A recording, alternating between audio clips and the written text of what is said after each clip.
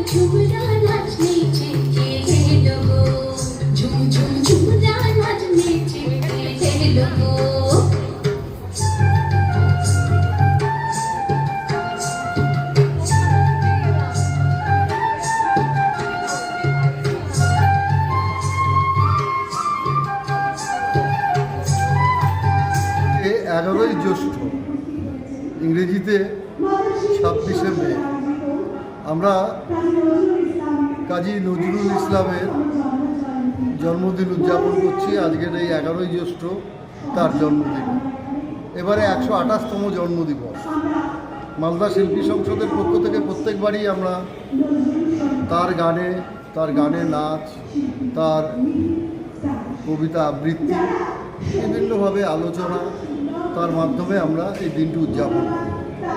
আজকে সকালে 8টায় কাজী নজরুল ইসলাম তার যে আবক্ষ মূর্তি রয়েছে আমাদের নজরুল সরণিতে, সেখানে আমরা মাল্যদান করেছি, পুষ্পার্ঘ নিবেদন করেছি, শ্রদ্ধা নিবেদন করেছি।